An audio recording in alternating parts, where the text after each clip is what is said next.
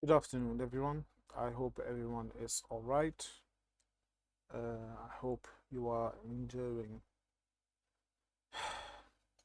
this horrible heat that has been hitting us all over Europe.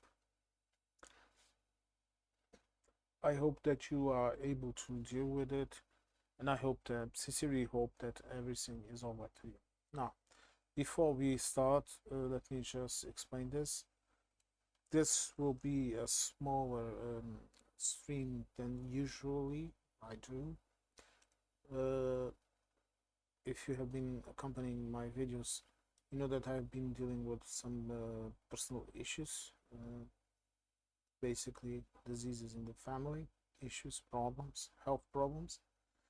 So, as you might understand, I'm not really 100% here, okay? But I'm trying. What is happening is being controlled. It's a family member, a person that I'm very attached to. But things are going all right, and that is all we hope for. Good morning, or good afternoon. Wake up and smell the rosemaries. Thank you for coming. But nonetheless, I decided to make this stream. I decided to talk a bit with you, fellas and girls, and just relax a bit, okay? But nonetheless, it's going to be a bit shorter than usual, but it has to do with the fact that I'm very tired, honestly, because I've been working and I've been dealing with all of this and dealing with family too, and as you all will understand what that implies. But let's continue. Now, I have a couple of videos to show you, and then we are going to talk about it. I also have a couple of things I want to address, but let's start with Ukraine war because I have not been speaking enough about it. So I have a couple of videos for us to watch from Euronews. Okay, the videos will be available in the description, and that's it. let's let's go and watch these videos. Let's start with the first one. Attacks targeted the Ukrainian capital, injuring at least 10 people, including one child, according to officials, and sparking fires across the city.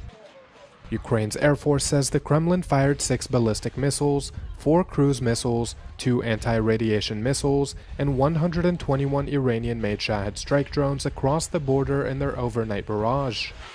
Local air defenses intercepted 111 drones and 2 of the cruise missiles, but said the remaining projectiles reached their targets. The attack on the capital is the first since a major campaign last week that killed at least 30 people in over 20 areas. Now, the first thing I'm going to speak about is this simple fact. Russia right now seldom is able to hit military targets, strategic targets. What would be strategic targets? Power plants, military barracks, industrial complexes, all of that, Russia seems to be unable to hit them. Also, Russian drones have been countered in a very effective way by Ukrainian defenses.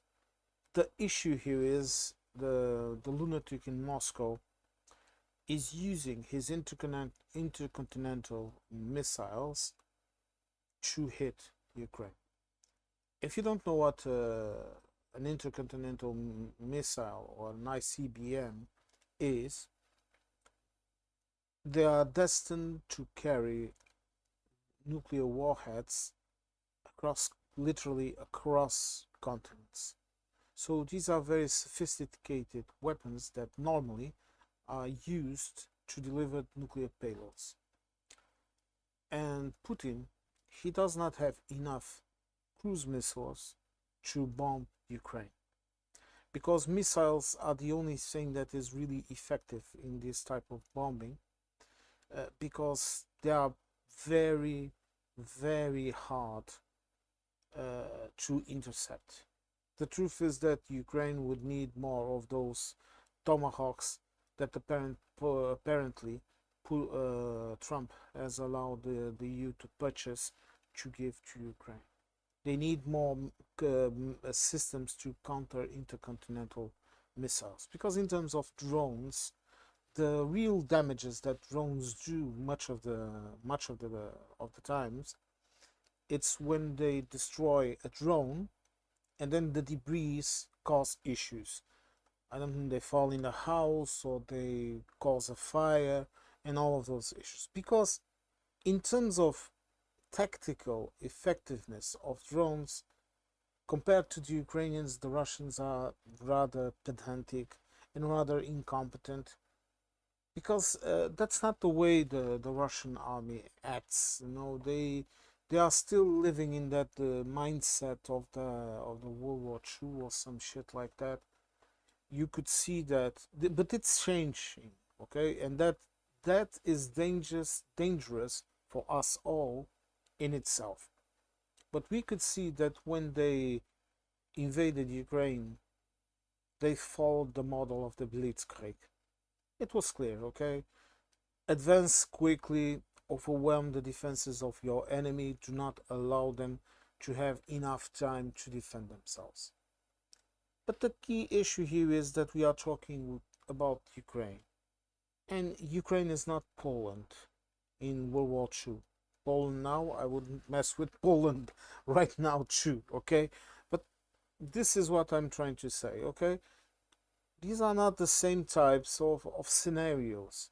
He pushed the tanks down, and then literally he lost them almost all in the Battle of Kiev. Then they went back and they did what they did in Bucha as a revenge. But the truth is, the generals, they are only now adapting. And they are adapting as Ukraine continues, as we are going to see, continues to destroy their resources, their ability to put effective military tactics on the ground. And I will be honest, America, Russian generals, they are rather incompetent.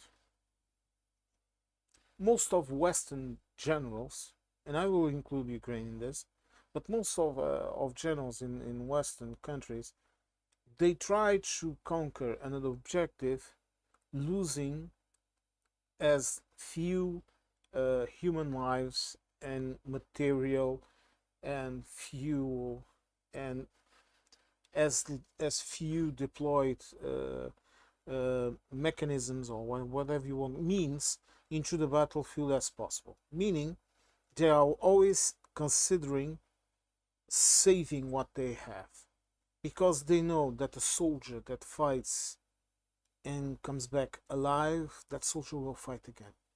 The Russians know.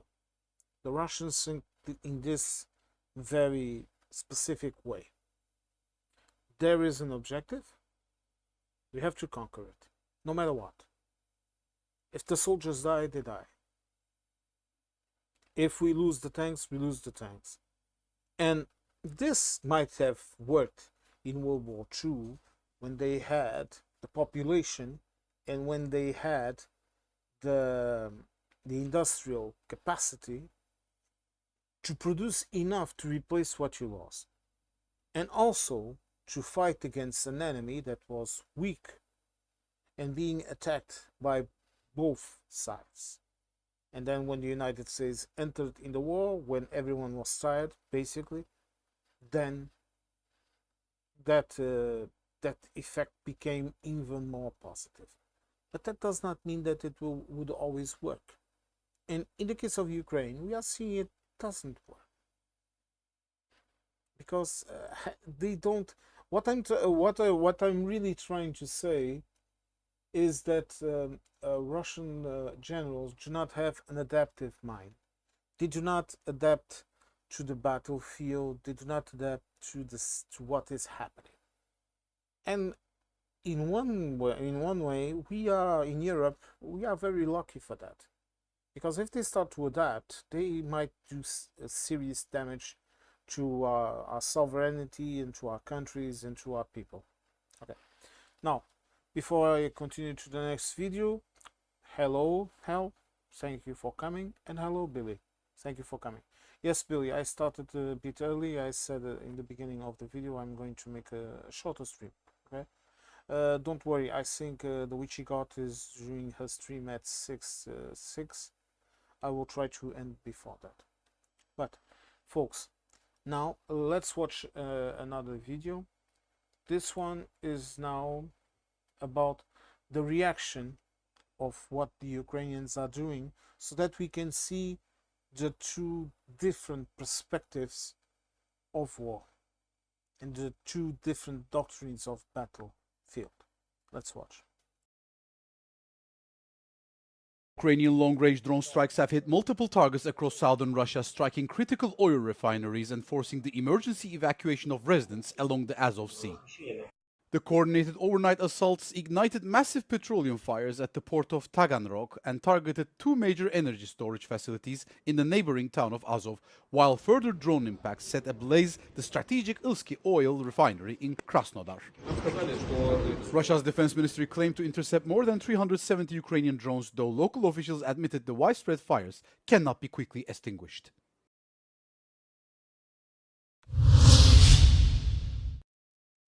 You see, this is the critical difference that will mean that I really think Ukraine is going to be successful in this type of attack.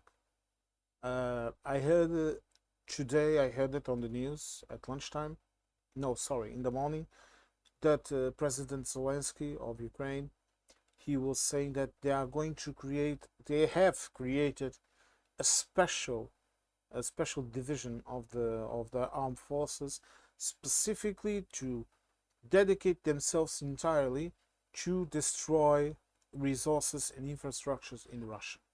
So they are that serious, because they are seeing this is working.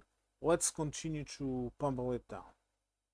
I also saw in the news, this is here in Portugal, I also saw in the news that a lot of people are leaving Crimea. I would not be so bold into say they know the Ukrainians are coming. It's more than that. It's because of the simple fact that if you have serious food shortages across Russia, especially western and southern Russia, the Crimea apparently has no fuel, literally. Okay, but let's continue. What else? Sorry, let me just read this comment.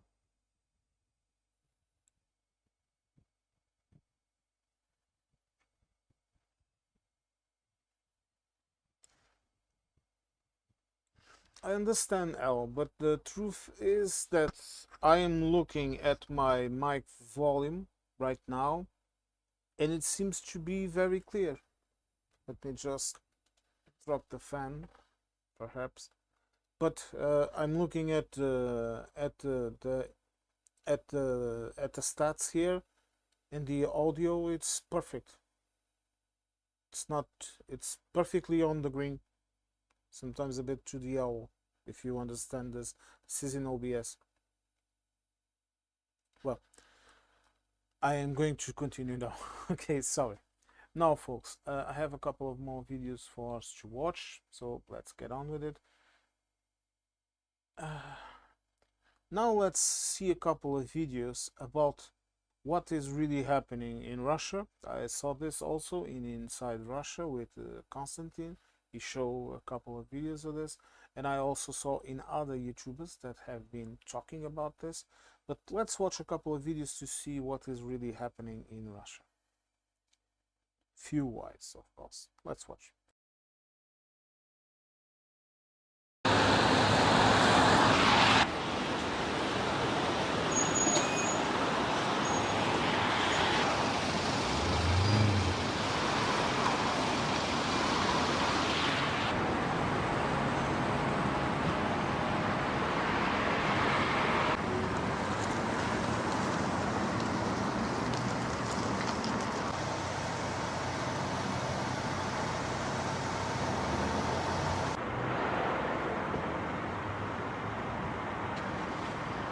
Я катаюсь очень часто, я в день 500 километров прокатываю, и в целом мне бака хватало ранее на 2 дня.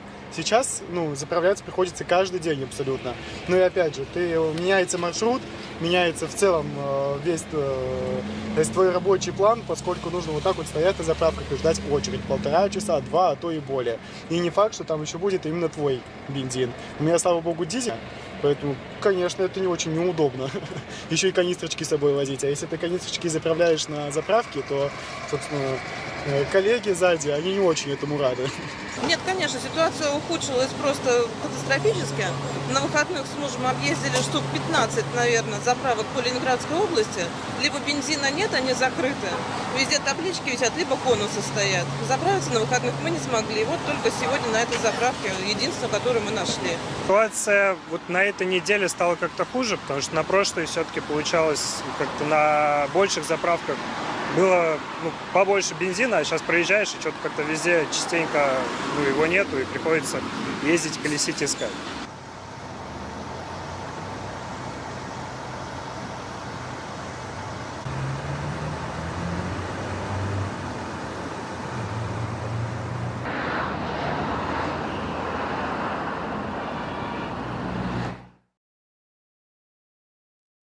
Now, folks, this is just one of the mildest videos that I witnessed. I saw some videos that were much more violent and harsh. I saw people fighting it off.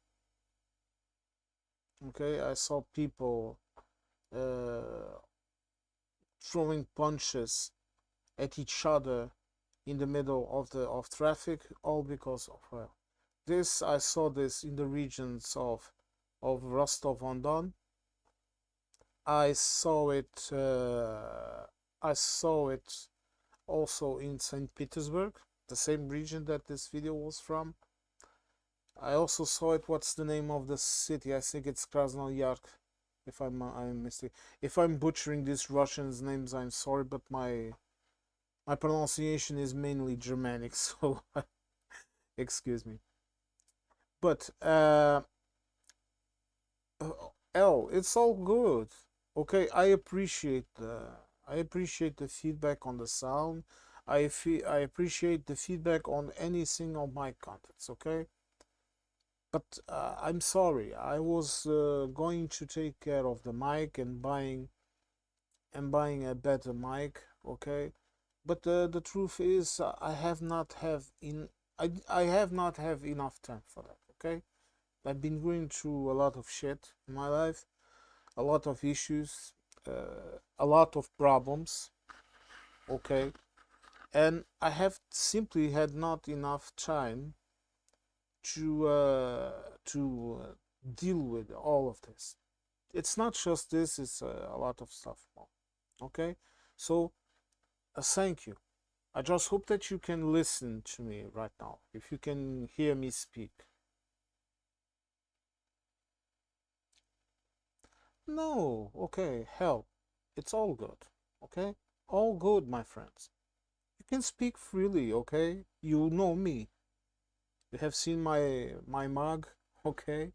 You have seen me talking in videos. You saw me with Regan Lit, okay? You understand that I'm not the type of person that thinks badly about that, okay? Let's continue. But as I was saying, this situation in Russia, look, it won't be that will break the camel's back, okay? This is not going to topple the Russian government. This is not going to cause a major revolution inside of Russia, but it's one of the factors that will convince Putin that he cannot go on with this shit. But the truth is that, look, first of all, Putin is also getting old. And secondly, his power is not that sturdy right now. There are a lot of threats. A lot of people have been disappearing.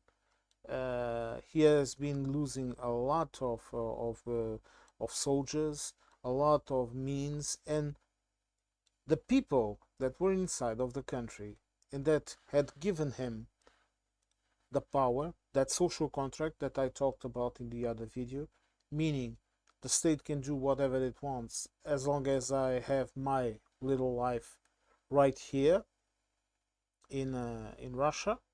You can invade Ukraine, you can do whatever you want. Okay, just don't cancel my internet, don't cancel my fuel. You understand all of that? That contract is broken, meaning people now are going along with Putin solely out of fear. And if he's no longer able to apply the consequences that cause that fear, meaning if he loses power, then someone else will take his place. And speaking of the little Russian man, I have here a video about the banning of diesel to export from Russia. Yes, let's watch this video. Russia has brought in a ban on diesel exports in order to mitigate the impact of a worsening fuel crisis sparked by Ukrainian attacks on energy infrastructure. The announcement was made by Russian Deputy Prime Minister Alexander Novak on Wednesday, who said that the move would enable the country to increase domestic supplies for the month of July. Kyiv has been ramping up its attacks on Russia's energy industry in recent months, particularly targeting oil facilities. The attacks have led to fuel shortages and a spike in prices across parts of Russia and Russian-occupied territories, with people forced to queue for hours at petrol stations amid limited supply.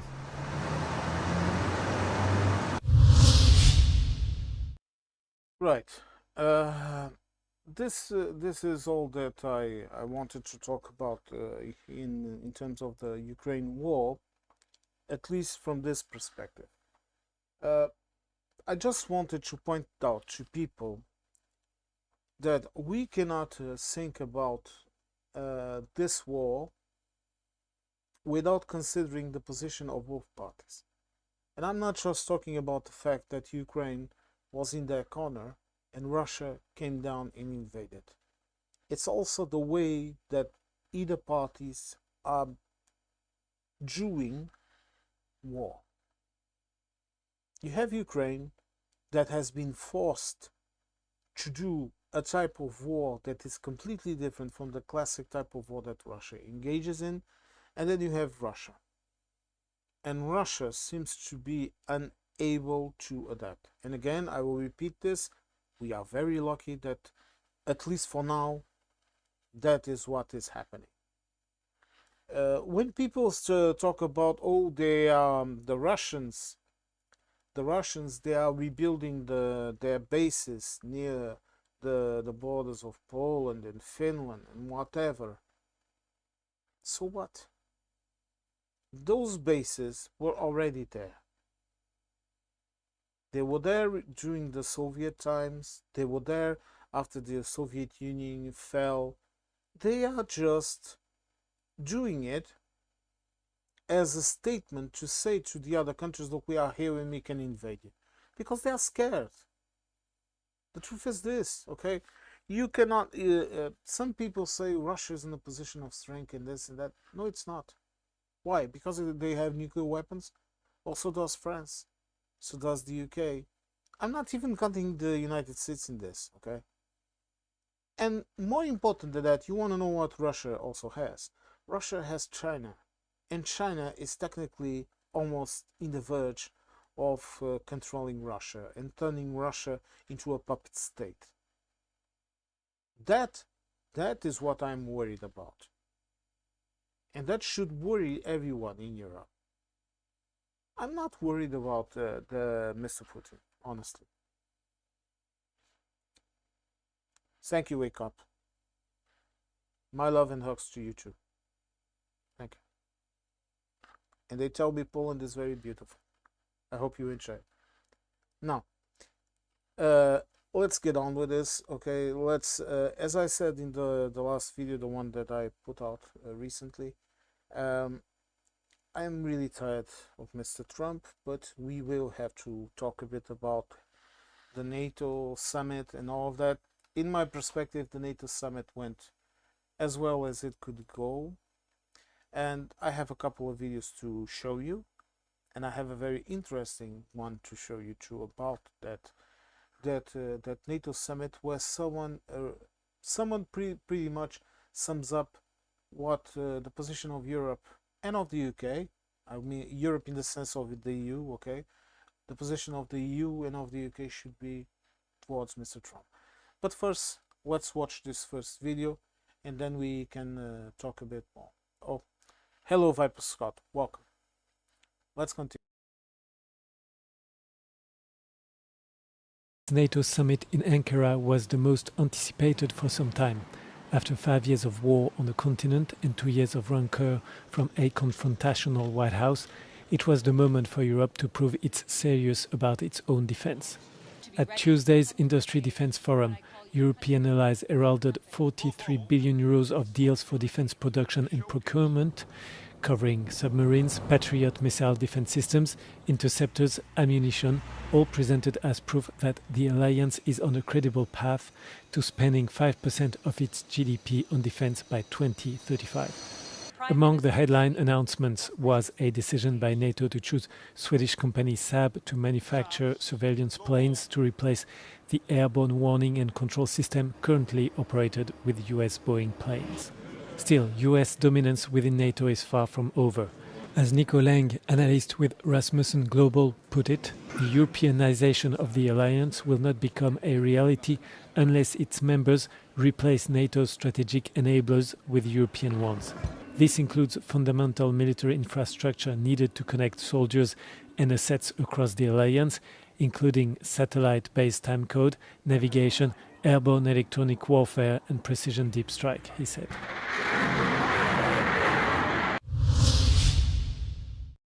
Right. This is the first video about NATO that I wanted to show you and talk a bit about it. Now, I really don't agree sometimes with Euronews reporters like this one, because they tend to be a bit cautious. I understand them. Let me be clear about this, okay? I understand that they have to be careful when they say something, because after all, they are reporters, and at least in the EU, they are subjected to fake news and misinformation laws. But the truth is, the fact that Saab was chosen for this particular contract is extremely important, because this is one of the first times where NATO is not turning to American needs. And this is a huge slap in the face to the American military-industrial complex. This doesn't just mean that now they are not going to sell a couple of planes to Europe. No. This means they are not going to sell the planes. They are not going to sell the technology. They are not going to sell the entire infrastructures and all of that is behind this, which is the maintenance of the systems, all of it. Okay. Bye, Al. Have a good day. Okay. Stay calm.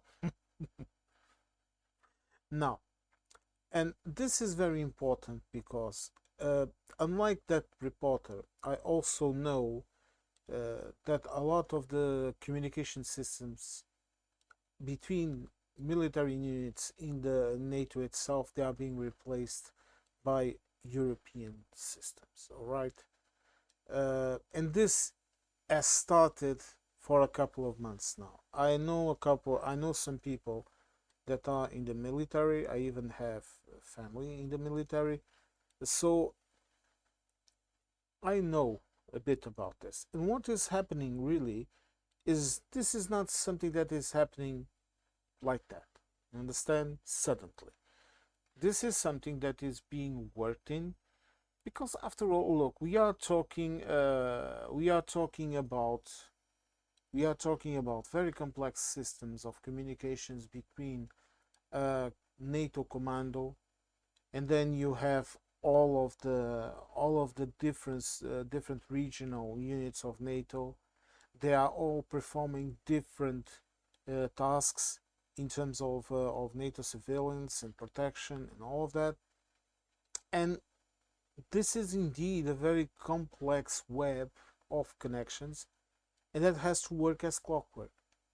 So what I'm trying to tell you is this: they are replacing one cog at a time, so that by the end of it, when they end up replacing all the American, let's call it like this, cogs, and putting in European cogs, the system will continue to work nonetheless. Okay? Now, folks, I have another video right now, and it's one that really annoys me, because I really don't like the guy that is going to talk, but let's watch this. He's trolling people, as they say. In the first term, I was in his office once. He was dictating a tweet, and he told the person typing the tweet, capitalize all the letters in that last sentence, which a lot of people, drives them. It just is very, very distracting for people. And he turned and said to me, do you know why I just said that? And I said, no, why? And he said, because it drives them crazy. So why does he talk about taking Greenland? Because it drives them crazy. That's what it's about.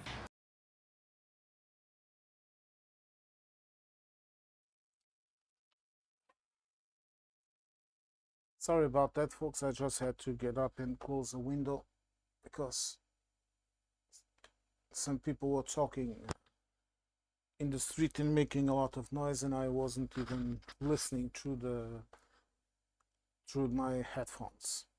Let me just take a look here in the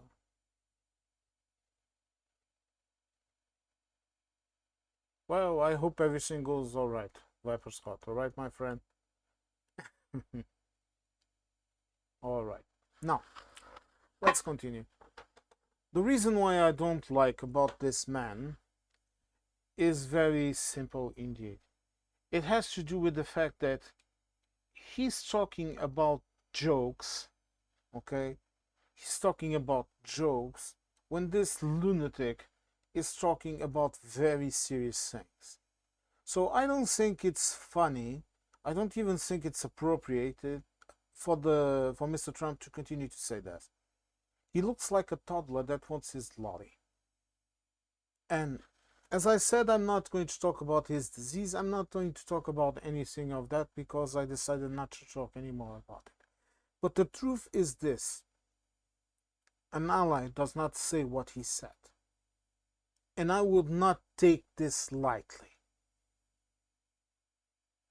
Will the UK align with Europe? Wake up. I will answer you that question in a very simple way. The UK is existentially bound to align with Europe in some way. It's either that or the disassembling of the United Kingdom, of the Union, and then the different parts aligning with whoever they want. Because either the UK is treated as an equal in the European Union, or it's a client state of the United States. And this is essentially what the people in the United Kingdom have to decide. And I'm not trying to make a big fuss out of it, being all European, pro-EU and whatever. I'm just talking about simple facts.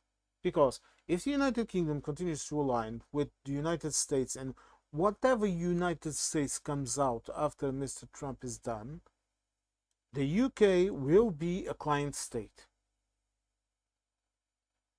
I would say that in some aspects, the Starmer, he tried to get out of that relationship, but unfortunately he did not have the skills to do it. Will Andy Burnham have them?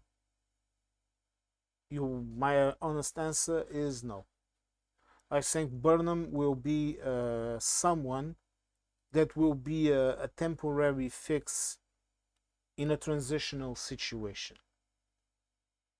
But however, the way that he behaves himself and the way that he takes care of certain subjects, like the more interaction with Europe and all of that, if he goes that way, he will be a beneficial figure to the United Kingdom. If he goes the other way and he tries to appease red walls and tries to appease Trumps and all of that shit, no. The United Kingdom will get worse. And look, and I'm saying this without any kind of emotion, you understand? I don't want that to happen. But I simply can look and read a room. I can read a room. No far-right government in the United Kingdom will get anything out of Europe. Even if in the other side in the EU, you have a EU Parliament dominated by the far right, which is something that can happen. I keep warning people. But that EU will be much more. I wouldn't call it imperialistic, because that I don't think that will ever happen. But it will be a place that will be much more harsher and much more cruel towards countries that don't play ball with them. Imagine that you have imagine right now you had Kaja Kallas as the let's call it foreign minister, okay, of the EU. But imagine you had someone like Meloni. I keep saying that I think Meloni is very competent, and she is. I keep saying she's very intelligent. Yes, she is. But she's also dangerous.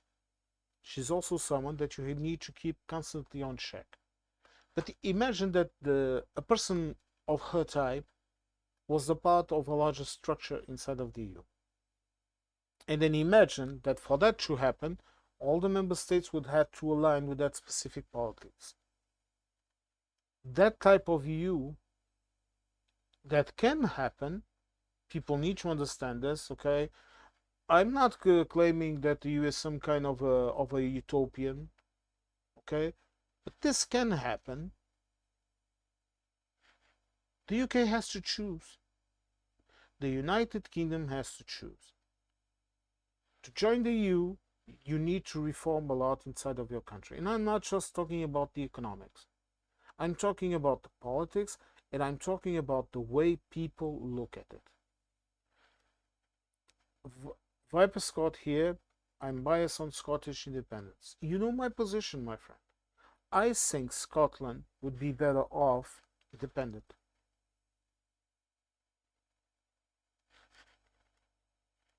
I have to be honest.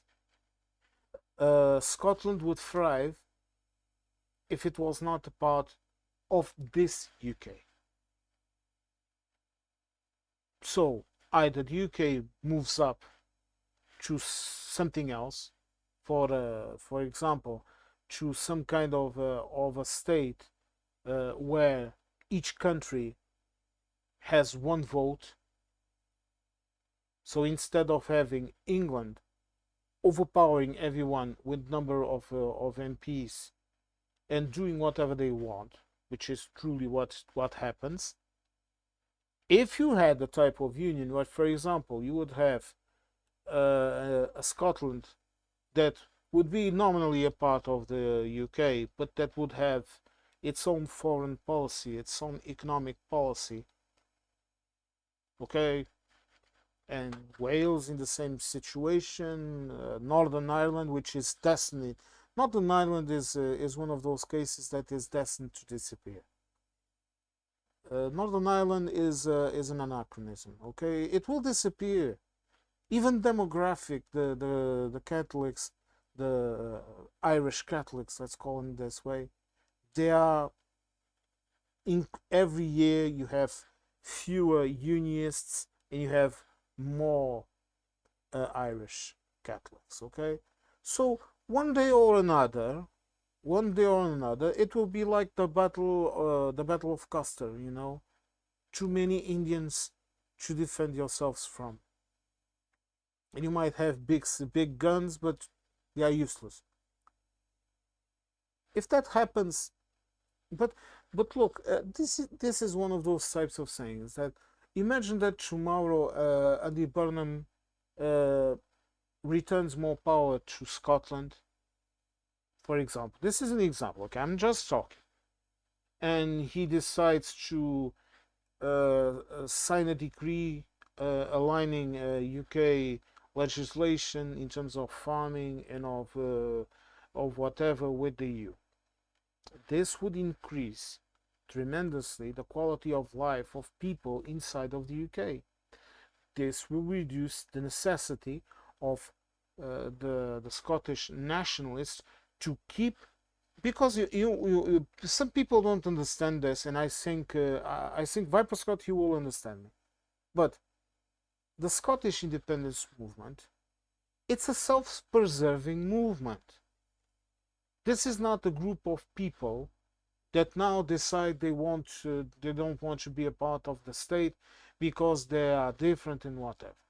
No, this is a self-preserving movement.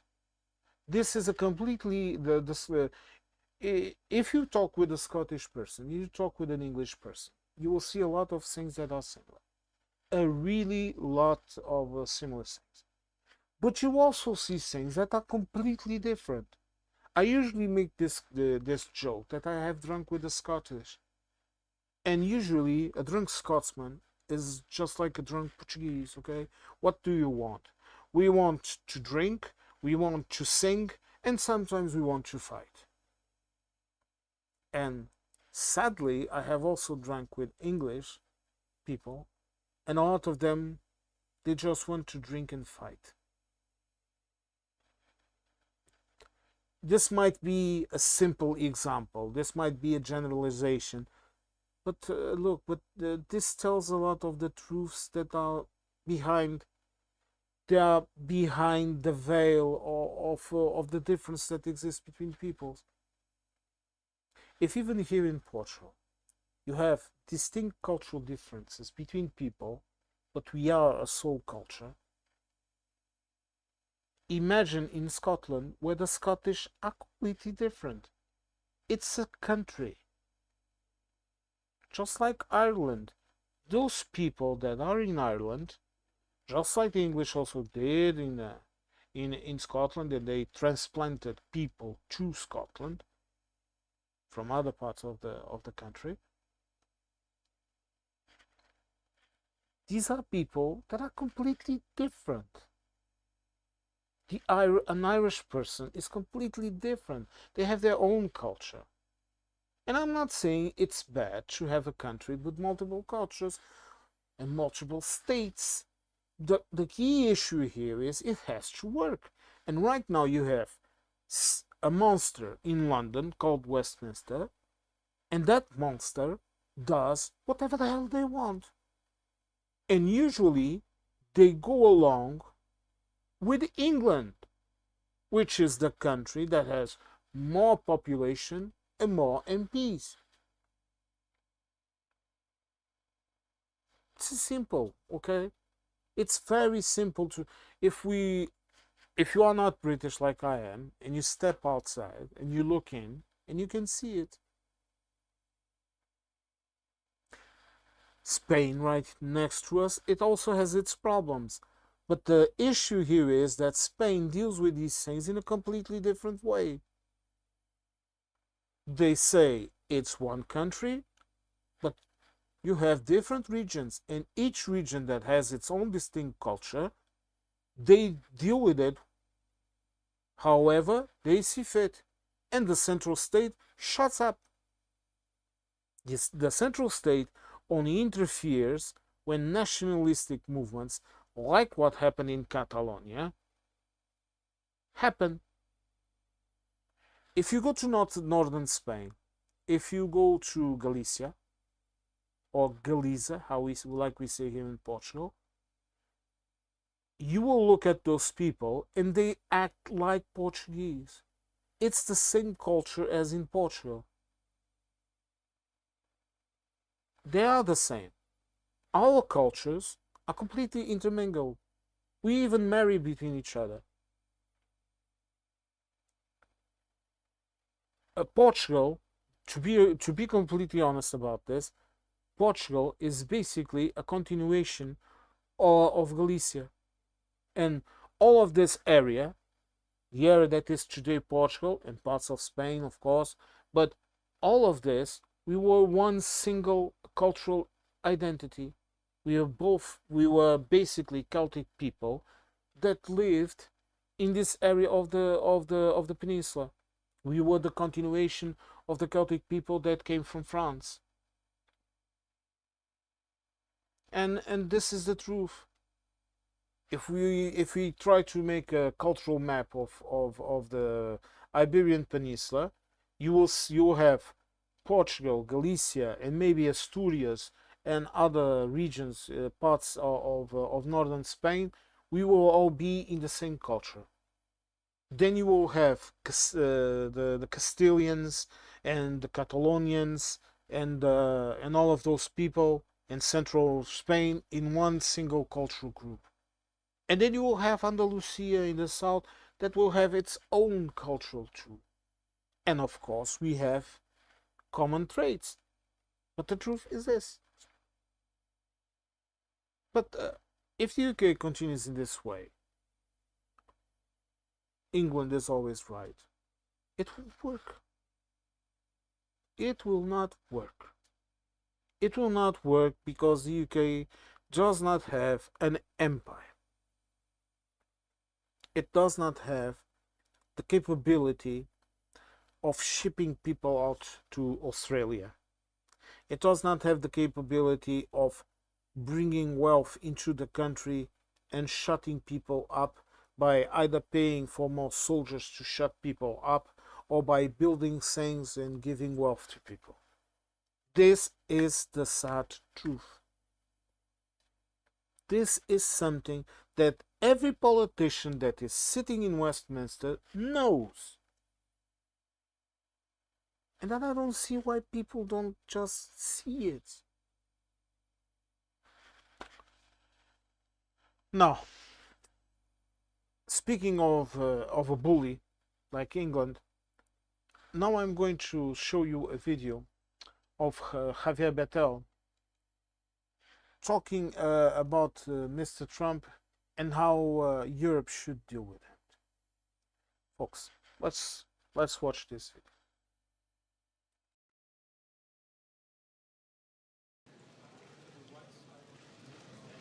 Europeans have to maintain their ties with the United States, even though the relationship has become more fragile and unpredictable, but it has to be a win-win situation.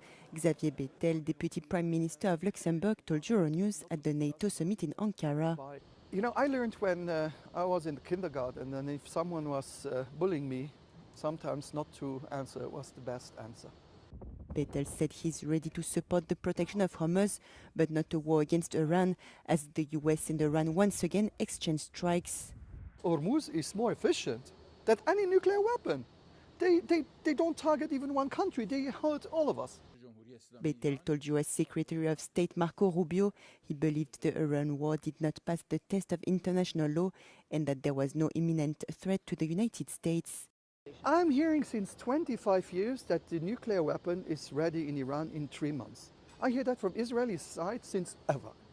In order to respect international law, he said Israel and the US should have asked for a mandate before striking Iran. He added you cannot just use international law when it sounds good in your own ears.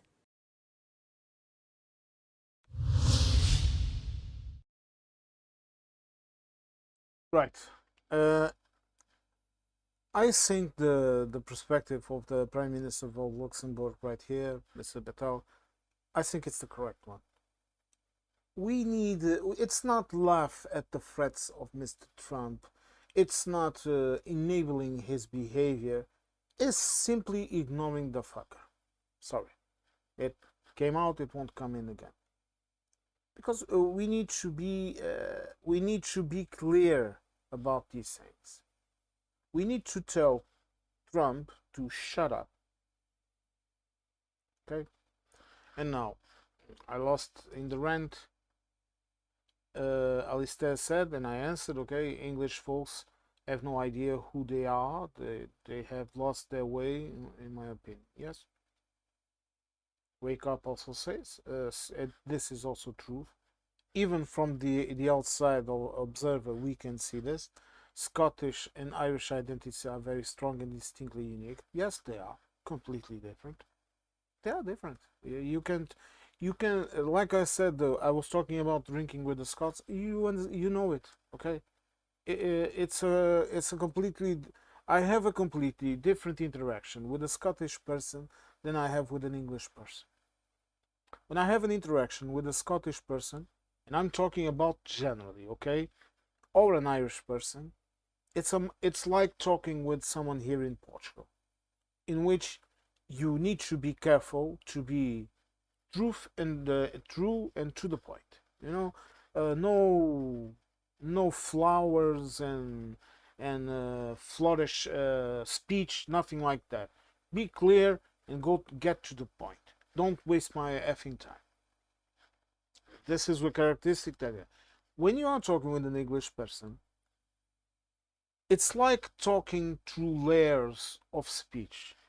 Good morning, and then blah blah blah, and then blah blah blah, and more blah blah blah until you reach the bloody point. Okay, it's Westminster written, because that is the way that they discuss politics in Westminster. They continue to they talk, and then they talk again, and then they continue to talk, and then finally they reach a point. Now, folks, just to clear our minds a bit about this, I'm going to show you a video that a lot of people don't think it's very important, but that is very important in my opinion. These are news coming out of China, and I'm going to show you a Chinese rocket, you know, but you'll see. Let's watch the video.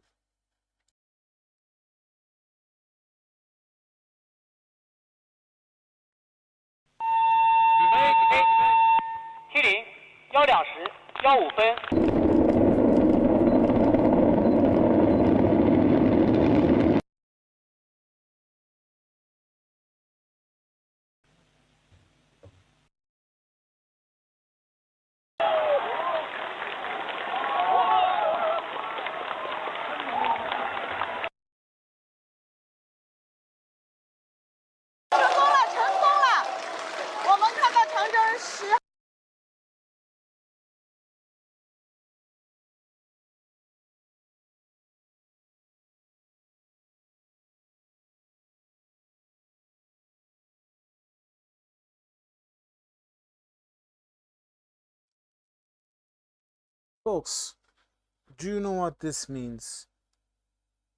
This means China is developing technology that will enable them to build carriers to transport things into outer space, and use those machines, those rockets, again and again and again. This is just a simple example.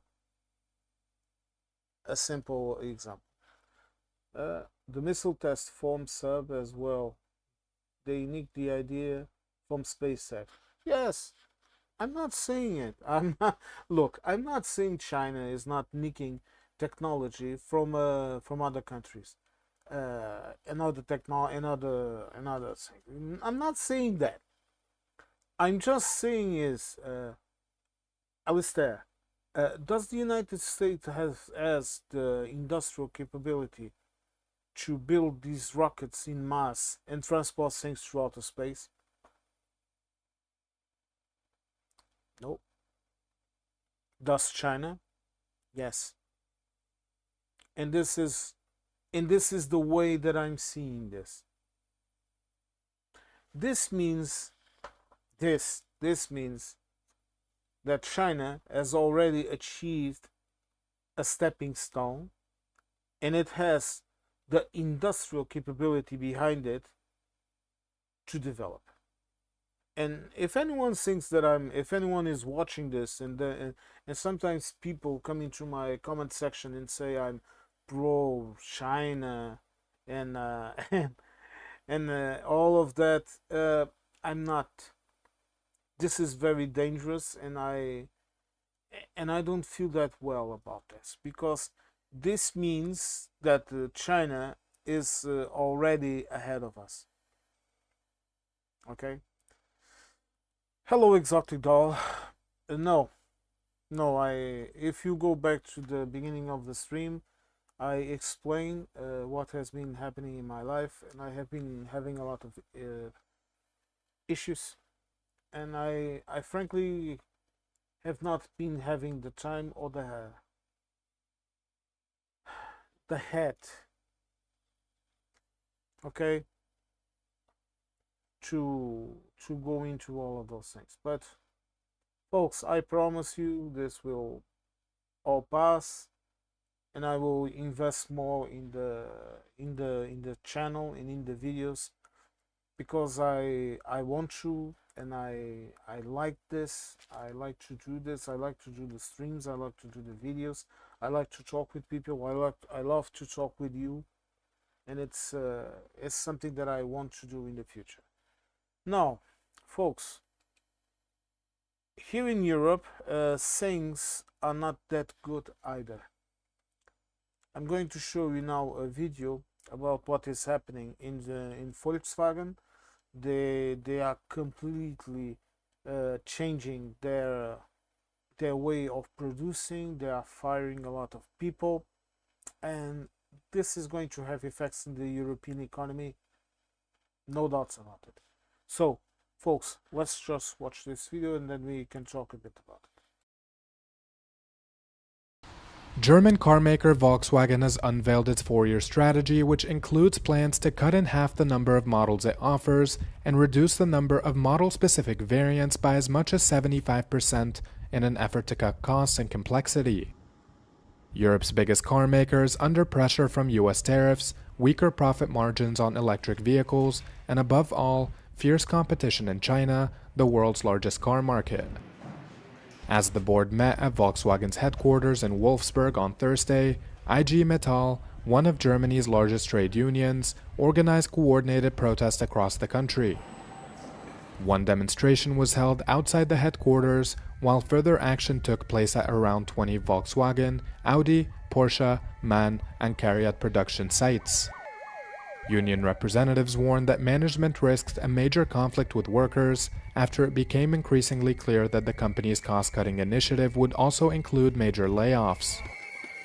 The carmaker is reportedly considering cutting 100,000 jobs worldwide, representing more than 15% of its workforce. It also plans to close 4 plants in Germany, the Volkswagen factories in Hanover, Emden, and Zwickau, as well as Audi's site in Neckarsulm. And while the company did not directly state that there would be job cuts, it did say that it plans to cut its vehicle production to around 9 million per year, down from 12 million. The German automotive giant already has a deal in place with worker unions struck in 2024, which agrees to up to 35,000 job cuts by 2030, but the new strategy may see the company go well beyond that. Now, before I talk about the video, Exotic Doll, set up an Amazon gift list and link to your channel. No, Exotic Doll. Really, I really thank you for that. But I don't want that. Okay, I don't want people to spend money in my channel. At least not for now. If I decide to monetize this channel, I will monetize the channel. Okay, but right now that is not my goal. I'm doing this because I think I should do it. Okay, because I think it's important. I think I can give a fresh perspective on things, a European perspective on things, my perspective. People might not agree with me, and that is all good, and I accept that, just like anyone should. But right now, in this moment, no. But thank you for the idea, and I thank you very much. Viper Scott, the dams breaking in China because of the weather tornadoes too. China show did a show about it last night. Well, yes, you know, Viper Scott, I've been a bit out of it. Okay, folks. Like I said in the beginning of the streaming, and I don't want to go too much into it for obvious reasons, but I'm not 100%. Okay, and I will try to make the videos. No, exotic doll, no problem. Okay. No, I will buy the mic. Okay. I simply have too many things in my head right now. Okay. I can pop into a shop near my workplace and buy the mic. The problem is having the time to go there, because I'm going to be honest. Okay, I'm going to work, and then I'm popping into the hospital, and then I'm popping back home, and I'm going in all of this runaround, and then you have to deal with family, you have to deal with issues. I even need to do some workings here in the house. I need to fix a couple of things. Oh, all right, it's just this confusion in my life that I need to settle things and do things here. Okay, that's all. Thank you very much, Pascal. Okay, my friends, thank you very much for your kind words. You see, this is important. This is important. Okay, and if you need me, man, I'm here too. I'm here to help you, to talk with you, to listen to you. All right, now, folks, let's just talk about economics now. Now, the first thing I'm going to tell you is this. Yes, Pascal, that's right. Billy. The real issue is this. Do not fall into the... I saw a couple of reports in the UK saying, oh, the German car companies, they are tumbling down, and then you have the other guys that were always saying, oh, the German car factory will save us and all of that. You have all of that crowd now all piling up into the pipe dream of saying the German car companies are coming down. No, they are not coming down. The German car companies are going through a strategy in which they have to adapt to fight, let's call it like this, the Chinese car producers. There are already German companies installing themselves in China to produce in China. I know, people seem baffled, but this will happen.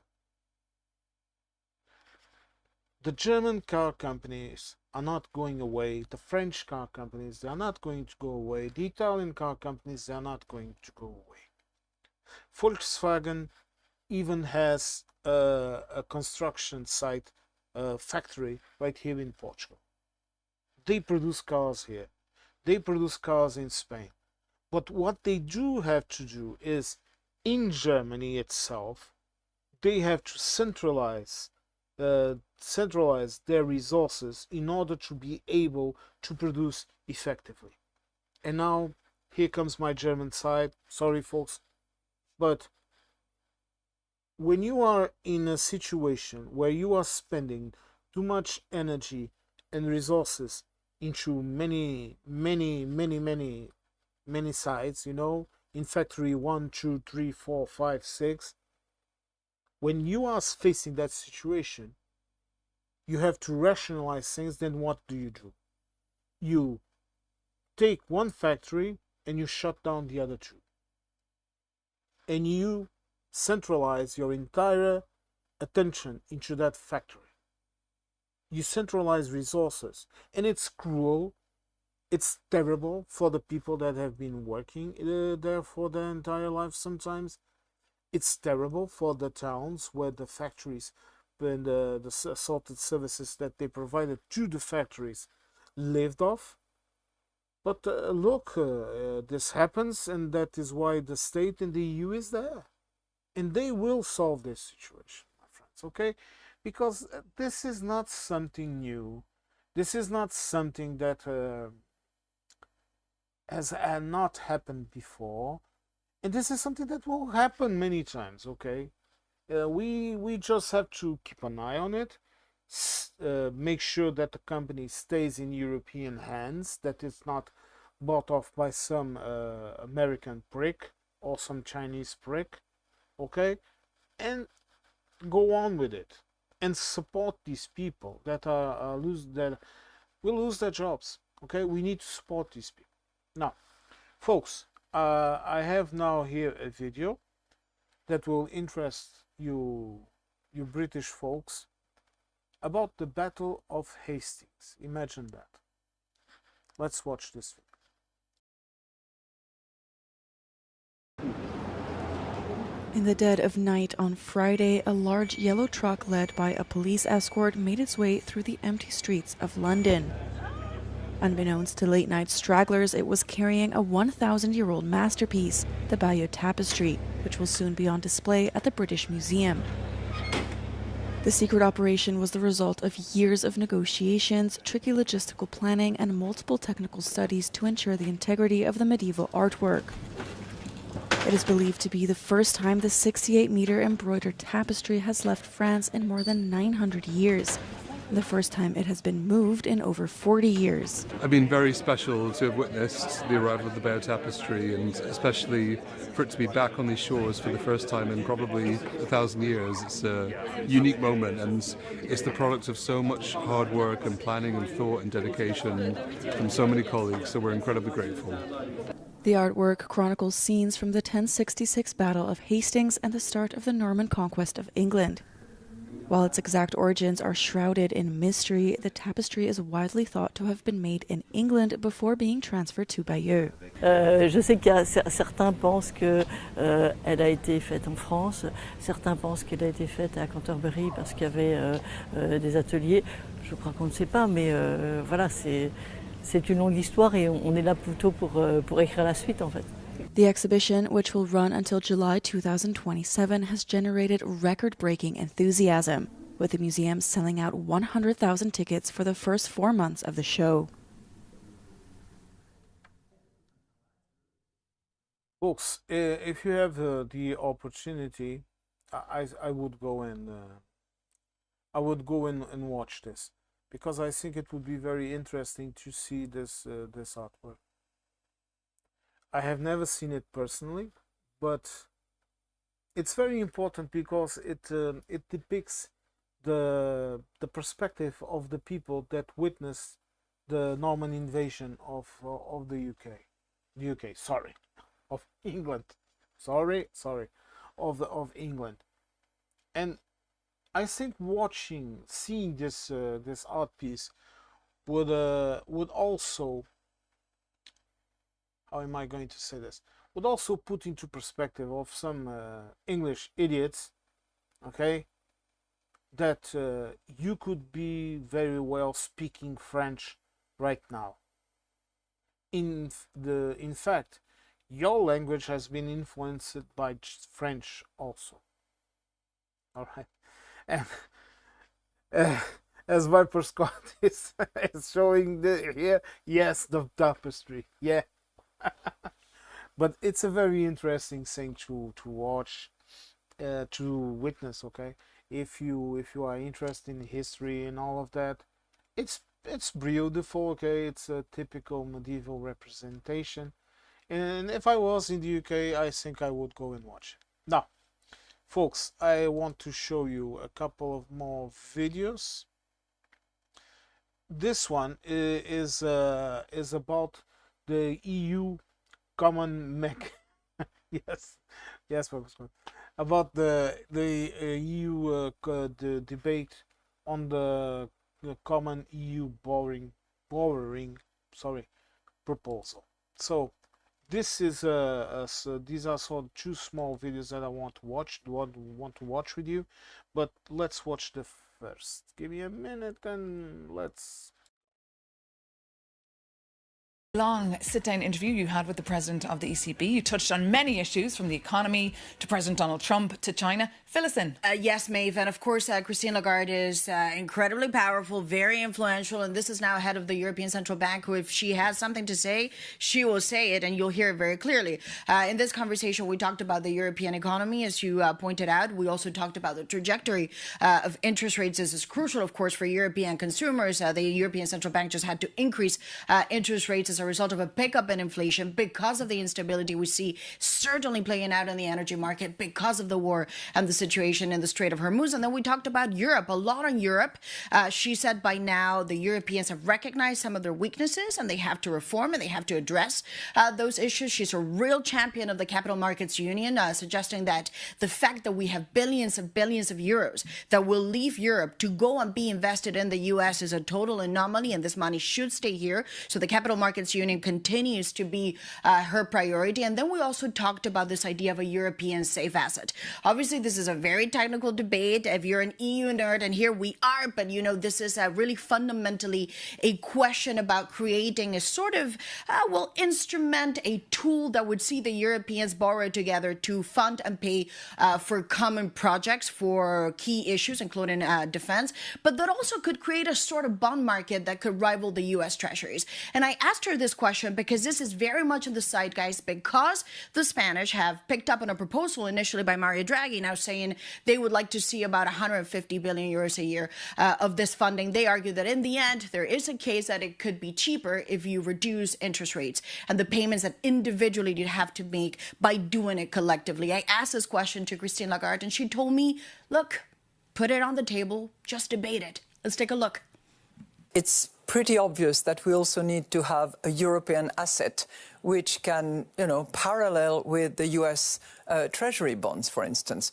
How we go about it, how the moral hazard is addressed, how it's allocated in terms of results, to be decided. And I think it's great that a country like Spain, for instance, makes a proposal, puts it on the table for debate. And it's now for the others to say, OK, we like this part, we don't like this, we can address it. So when you hear these numbers, 800 billion euros, Mario Draghi echoed that. The Spanish seem to be putting that on the table. The French president has said, in his view, there are no taboos. That doesn't scare you. When you hear 800 billion euros, this kind of money. Remember what we did for COVID. That was the amount that was actually put on the table for joint borrowing in order to respond and to produce the recovery and what was it? RRF, the Recovery and Resilience. Yeah, Recovery and Resilience Fund. And that was roughly the amount. And the Commission went to market.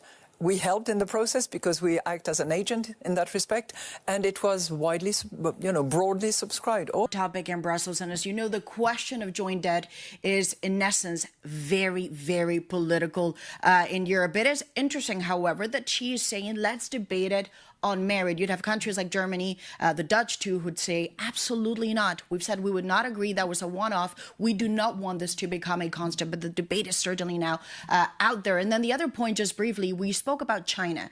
The Europeans have said now, they've set out this deadline in October, we need to see a rebalancing in the trade relationship between the Chinese and the Europeans. They have posted a massive trade surplus last year, the Chinese, and the European deficit keeps getting bigger. I asked her what happens if in October there's there's no deal. This is a difficult deadline because it could potentially lead to a form of retaliation. And she told me there now needs to be a serious, quote, conversation among adults when it comes to the subsidies, when it comes to the prices, when it comes to some of the practices, almost sector by sector with the Chinese, because they talk, but now they need to really walk the talk when it comes to a relationship that works for both.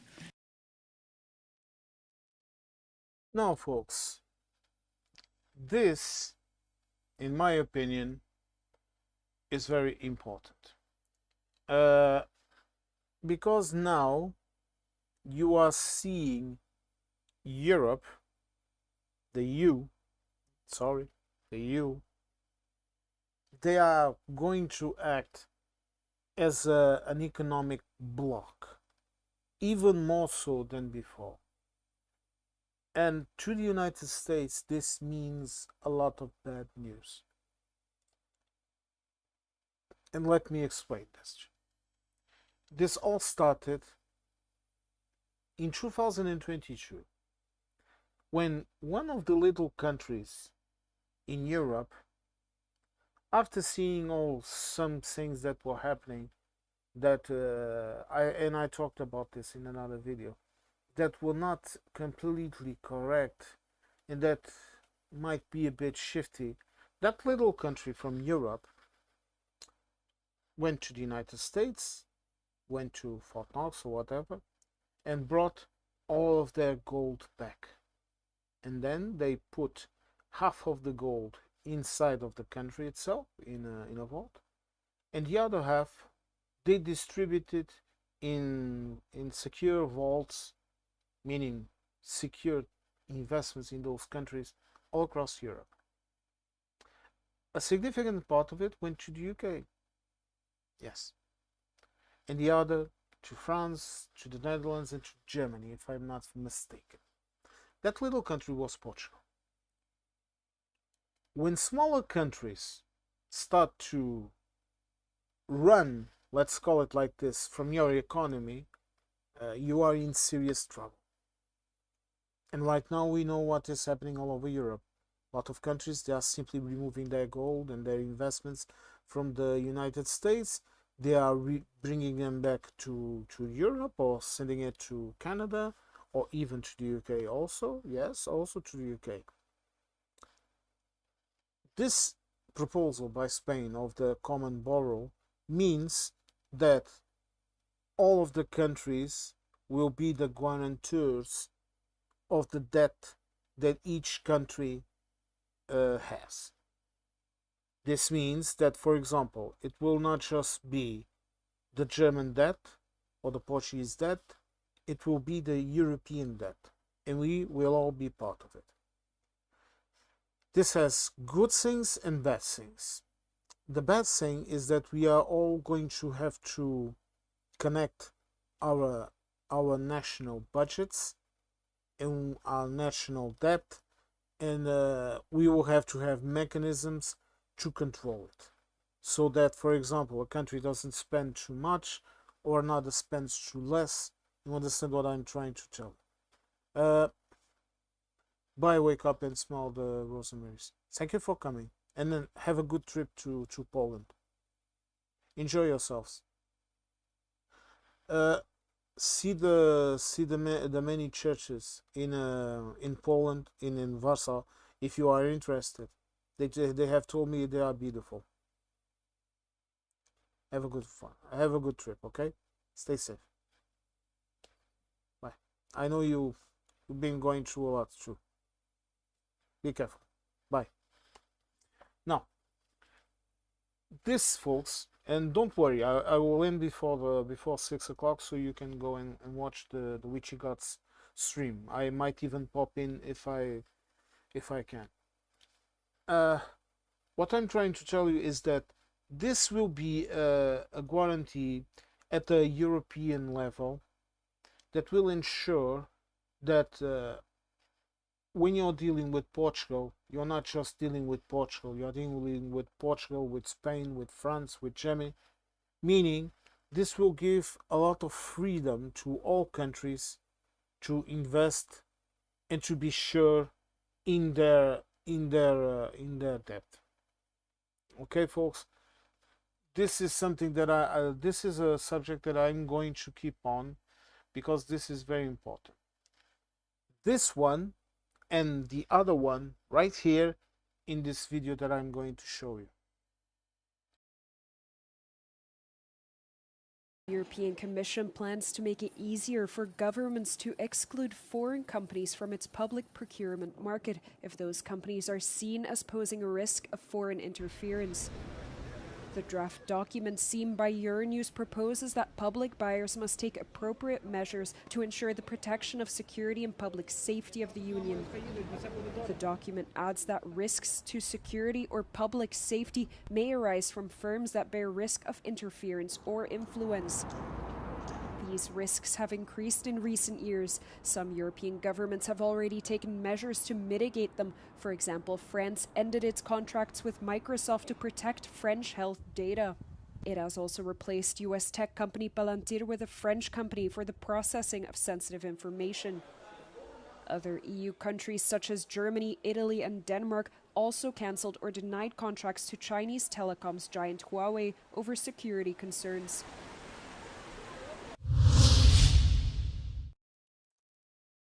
Folks, do you see what is happening in the UK right now?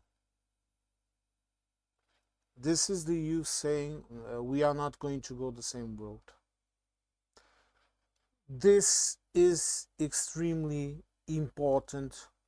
This is extremely important for the future security of the EU. What does this mean? Basically means this. Imagine that I don't know. I'm going to talk about my country. The Portuguese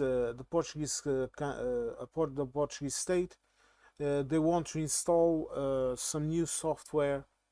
I don't know, in their traffic light system in Lisbon, and they issue a public procurement, and some American company or some Chinese company swoops in and presents the cheaper proposal with more counter, with more stuff. Okay, the better proposal. And the Portuguese government, right now, they could not say no. They would have to justify why would they give that contract to a Portuguese company or an European company. Because the other company could always go into court, the foreign company, and discuss that, look, our proposal was much better, and the Portuguese government, they did not accept our proposal. This is against the rules of market. This could happen. This has happened.